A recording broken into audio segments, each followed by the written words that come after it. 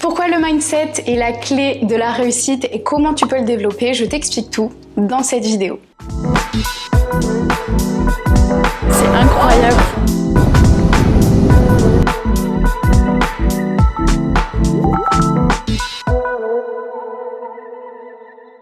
À la base, le terme mindset, je dirais que c'est beaucoup plus employé dans tout ce qui va être développement personnel. Et ces dernières années, j'ai l'impression qu'il est arrivé un petit peu dans le monde de l'entrepreneuriat.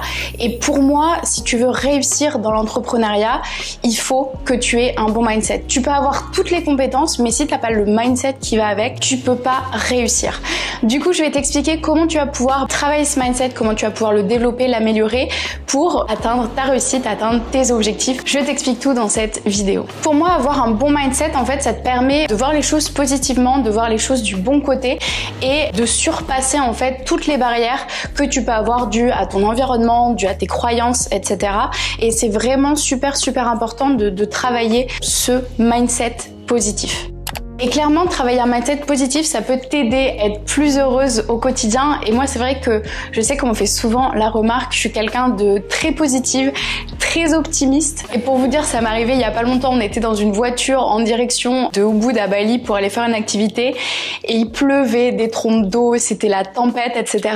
Et j'étais la seule à dire, vous inquiétez pas, tout va bien se passer. Et on arrivait, au final il pleuvait plus, on a pu faire l'activité et c'était vraiment trop cool. Dans toutes les situations, en fait, je suis toujours très optimiste, très positive et je sais que ça va bien se passer et que même s'il y a un truc que ça se passe mal, bah c'est pas grave en fait. Soit on va le refaire, soit on va apprendre. Enfin, il y a toujours une issue en tout cas et c'est pour ça que j'ai toujours ce mindset positif et ça me permet d'être tout le temps de bonne humeur, tout le temps heureuse, etc. Et c'est pour ça que je voulais faire cette vidéo parce que je pense que je peux vous apporter pas mal de clés là-dessus. Pour moi, avoir un bon mindset, bah ça permet de réussir, que ce soit dans la vie de tous les jours, mais surtout dans la vie professionnelle. Je sais pas si tu t'es déjà lancé ou que tu vas te lancer. Clairement, si tu t'es pas encore lancé, c'est sûrement un problème de mindset.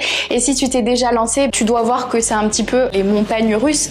Et c'est normal, c'est ça l'entrepreneuriat. Et si tu as un bon mindset, bah, tu vas pouvoir développer ton leadership, tu vas pouvoir développer tes connaissances et tu vas pouvoir vraiment gagner en compétences, améliorer ta structure et pouvoir atteindre tes objectifs, que ce soit des objectifs monétaires, des objectifs de là où tu vas arriver, etc.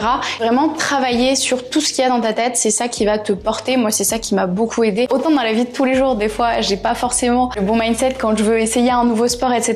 Et je me dis, bah non, je vais sortir de ma zone de confort. Et c'est vraiment un travail de bataille dans ma tête, mais qui me permet de pouvoir essayer les choses. Et dans le business, en fait, je réfléchis même pas, j'ai aucune barrière et je fonce. Et je pense que c'est ça qui m'a aidé à développer tout ce que j'ai pu développer aujourd'hui. Maintenant, je vais te donner 3 conseils pour développer un mindset positif et on verra juste après comment débloquer en fait tous ces petits blocages que tu as avec des exemples concrets. Le premier conseil, c'est de mettre en place un processus qui va favoriser la positivité. Alors ok, ça peut sembler hyper gnangnan, mais en fait c'est juste le fait de voir la positivité dans toutes les situations. Donc un peu ce que je vous racontais dans la voiture quand il pleuvait, etc. Bah au pire je me disais, on est dans cette voiture avec mes amis et en fait juste voir vraiment toutes ces choses positives, vous allez embellir un petit peu la situation et vous allez être vraiment dans un état d'esprit positif. Et clairement, face aux échecs, il faut pas se décourager. Et justement, quand je vous dis de voir le positif dans chaque situation, c'est qu'un échec, c'est pas réellement un échec. Un échec, c'est un apprentissage et ça vous permet de pouvoir rectifier pour la première fois, de pouvoir apprendre sur ce qui s'est passé. Et en fait, ça, c'est vraiment un truc que je pense que on nous inculque en France, c'est que vraiment, à l'école, il faut être bon, il faut avoir des bonnes notes, etc. Et l'échec est pas autorisé, alors que c'est complètement le contraire. Si vous essayez de résoudre un problème, que vous arrivez à une solution qui est pas la bonne, bah, c'est pas grave, vous avez essayé, vous allez apprendre, vous voyez que la solution c'est pas la bonne et du coup vous réessayez. Et en fait, c'est comme ça que vous arrivez un petit peu à vous sortir de toutes les situations parce que vous allez apprendre de tous ces échecs.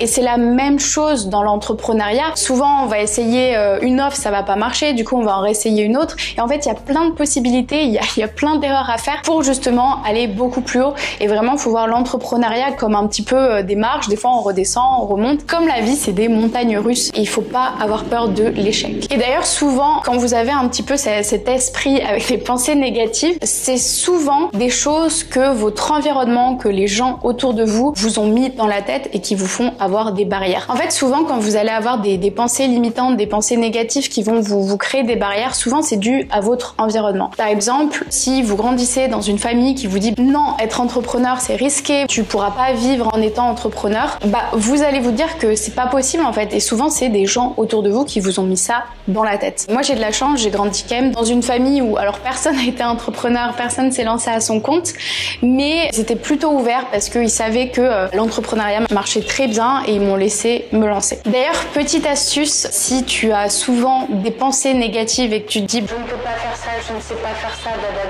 rajoute juste le mot encore et ça va tout changer. Je ne peux pas faire ça encore, je ne sais pas encore faire ça. Et ça veut simplement dire qu'aujourd'hui tu sais pas le faire, mais que d'ici quelques jours, quelques heures, quelques mois, quelques années, tu seras capable de le faire. Vraiment, c'est un tout petit switch qui te permet d'aller vers positivité.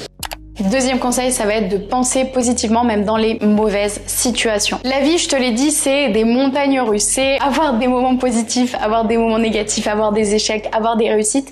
Et en fait, ce qui va tout changer, ça va être d'apprécier entre guillemets ces moments négatifs, d'apprécier en fait ces échecs pour rebondir. Moi, ce que je te conseille de faire si tu es un moment dans un échec, c'est d'essayer de trouver une personne qui a eu le même échec que toi, le même down que toi et de voir comment elle a rebondi et la modéliser et faire la même chose et en fait croire que c'est possible de s'en sortir et ça va vraiment t'aider. Troisième conseil, ça va être de s'apprécier soi-même et ça c'est super important.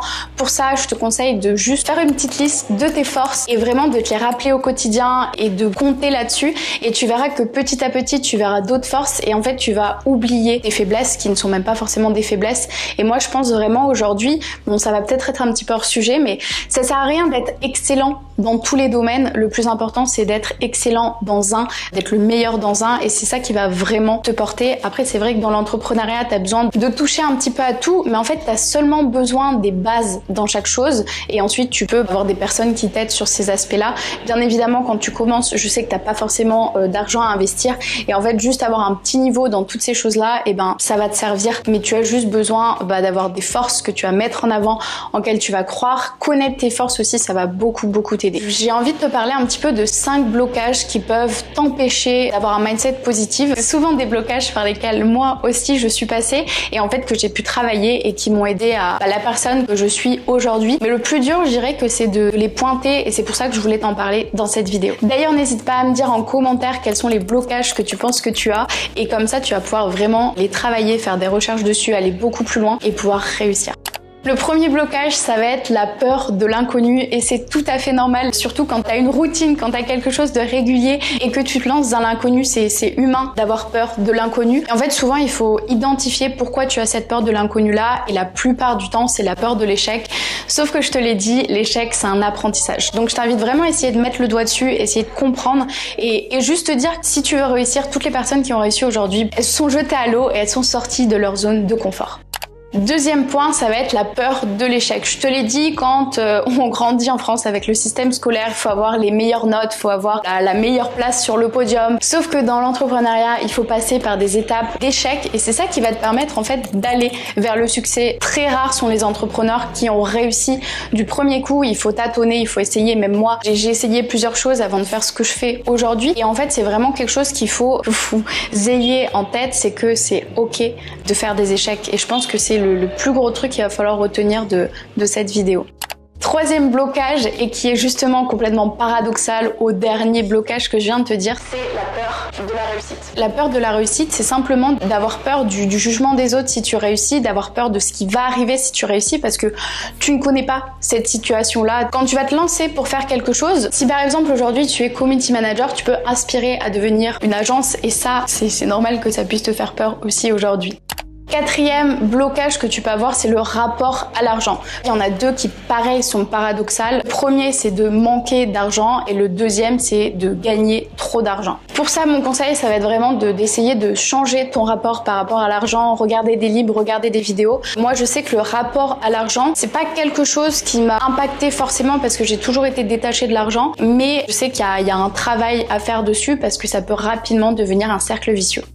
Cinquième et dernier blocage, mais je pense le plus important de tous, en tout cas celui moi qui me touche encore aujourd'hui, c'est le syndrome de l'imposteur, c'est le fait de ne pas se sentir légitime à faire quelque chose. Et en fait justement penser que c'est tout à fait normal et je pense que vous l'aurez toujours, mais il faut juste passer au-dessus.